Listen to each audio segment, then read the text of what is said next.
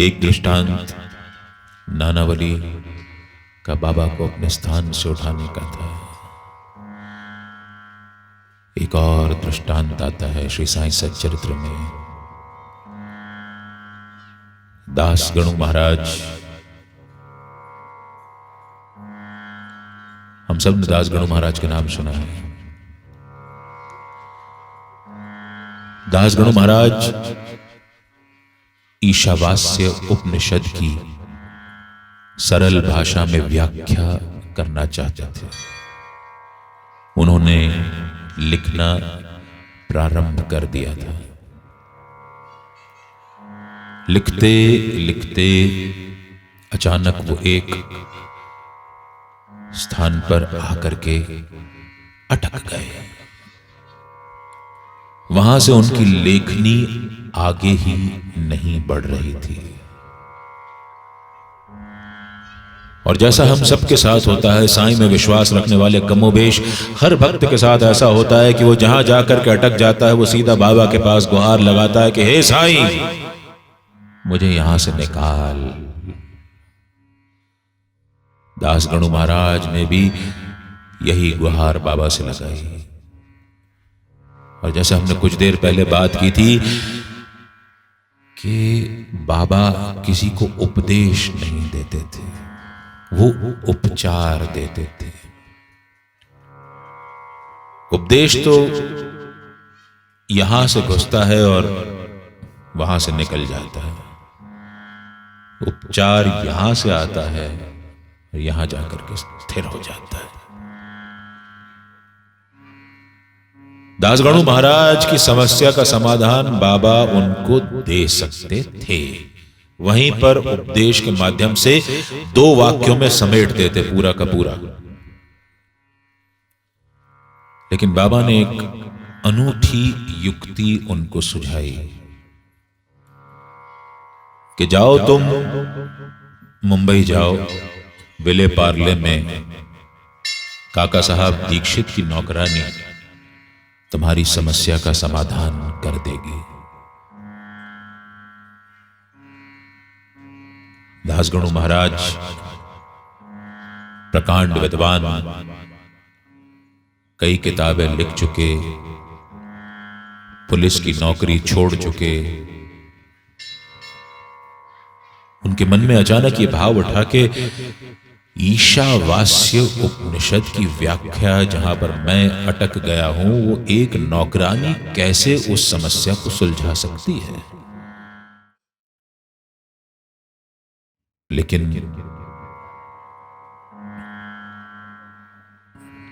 बाबा की आज्ञा थी, अटक गए थे, आगे का रास्ता उनको नहीं सूझ रहा था, इसलिए मरता क्या ना करता उन्होंने कहा चलो चले। राव बहादुर मोरेश्वर प्रधान के साथ वो काका साहब दीक्षित के घर पहुंचे। रात हो गई थी, सो गए। सवेरे उठे तो उनके कान में एक मधुर सी आवाज किसी बच्ची के गाना गाने की पड़ी। वो बच्ची कुछ ऐसे गा रही थी कि मेरे पास एक लाल रंग की साड़ी है जिसकी जरीदार किनार है। बाहर जाके देखते हैं तो काका साहब दीक्षित की नौकरानी नाम्या उस दिन छुट्टी पर थी। उसकी बहन मलकर्णी वहां पर उस दिन उसकी जगह काम करने आई थी।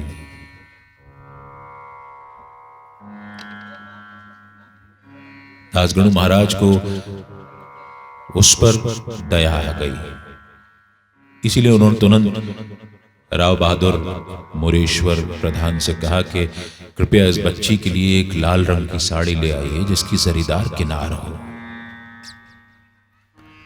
साड़ी आ गई, बच्ची को साड़ी दी गई। बच्ची ने साड़ी पहनी और पहन करके बहुत खुश हुई, बहुत बहुत खुश हुई। नाचते हुए अपना काम करने लगी। दिन खत्म हो गया, फिर रात हुई,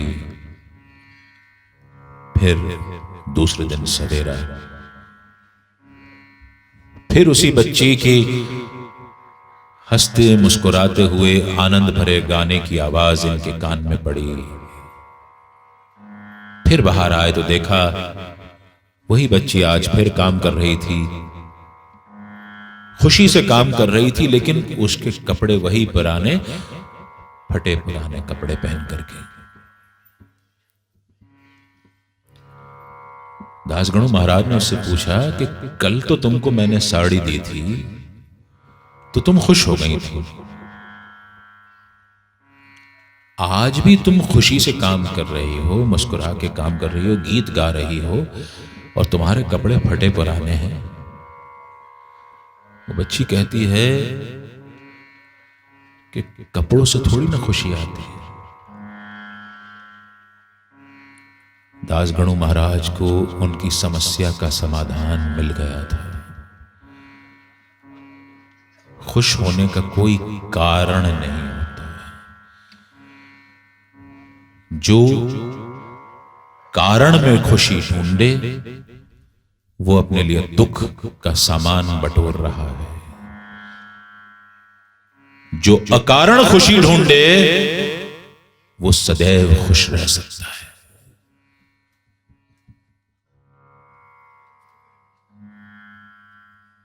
अकारण खुश रहना सीखिए। साईं के भक्तों को कभी कोई दुख नहीं हो सकता। दुख तो हम लोग ओढ़ लेते हैं, हम लोग अपने आप को दुखी करते हैं, हम लोग दुख मोल लेते हैं। बाजार में बिक रहा होता है, हम जाके उसको खरीद लेते हैं। दुख मिलता नहीं है साहब, हम बटोर लेते हैं। ऊपर वाले ने कभी आपको दुखी करने का कोई प्रबंध नहीं किया है, हम अपने आप को दुखी करते हैं। वो तो सुख का सामान है, वो तो हमको वो वस्तु देना चाहता है जो अमूल्य है, जो हमको भवसागर के पार उतार देगी। हम ही उस वस्तु को नकार देते हैं। वस्तु अमोलिक दी मेरे सद्गुरु, वस्तु अमोलिक दी मेरे सद्गुरु, कृपा करी अपनायो, कृपा करी अपनायो, पायो जी मैंने राम रतन धन पायो, पायो जी मैंने राम रतन धन पायो, पायो जी मैंने राम रतन धन पायो, पायो जी मैंने राम रतन धन पायो। वस्तु अमोलिक दी मेरे सद्गुरु, अमूल्य वस्तु दी है मुझे, कृपा करी अपनायो। तूने मुझे अपना लिया यार, तेरा शुक्रगुजार हूं मैं।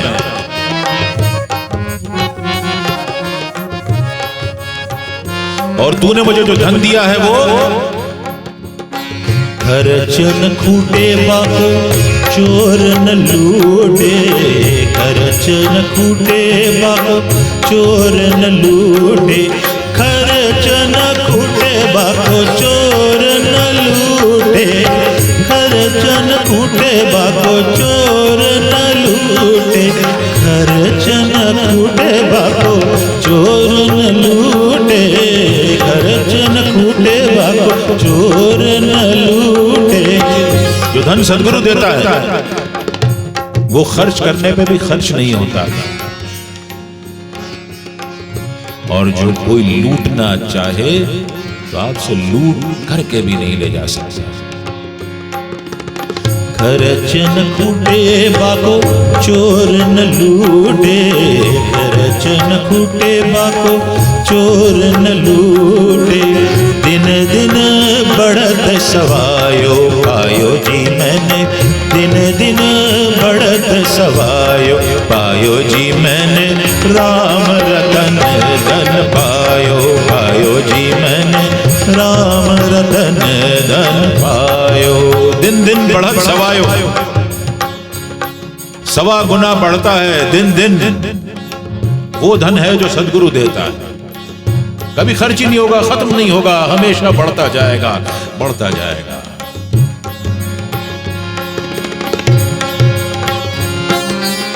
सत की नाव खेवटिया सदगुरु, सत की नाव खेवटिया सदगुरु, भवसागर तरी आयो, पायो जी मैंने भवसागर तरी आयो, पायो जी मैंने राम रतन धन पायो, पायो जी मैंने राम रतन धन पायो।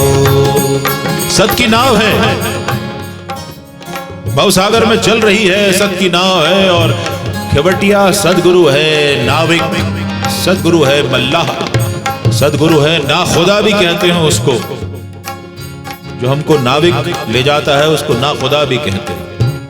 वो हमको भवसागर से पार करवा रहा है, आनंद की हिलोरों में हमको ले जाता है, हम हिचकोले खाते हुए उसके आनंद को अनुभव करते हुए आगे आगे आगे आगे बढ़ते जाते हैं।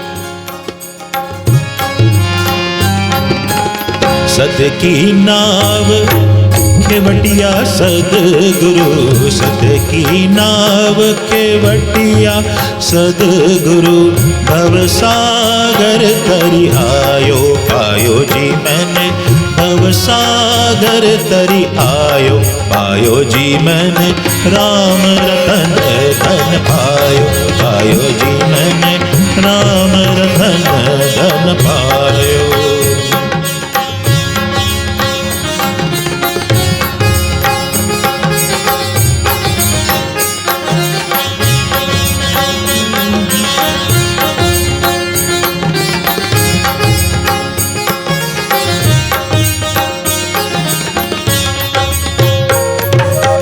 हम सबके हैं साईं सदगुरु, हम सबके हैं साईं सदगुरु, बढ़कर गले लगायो, पायो जी मैंने बढ़कर गले लगायो, पायो जी मैंने साईं रतन धन पायो, पायो जी मैंने साईं रतन धन पायो, पायो जी मैंने साईं रतन धन पायो, पायो जी मैंने साईं रतन धन, साईं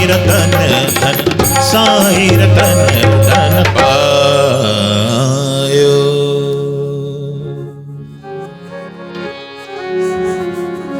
भवसागर में जब डूब ही रहे हैं तो कोई छुटकारा तो है नहीं, कोई चारा तो है नहीं।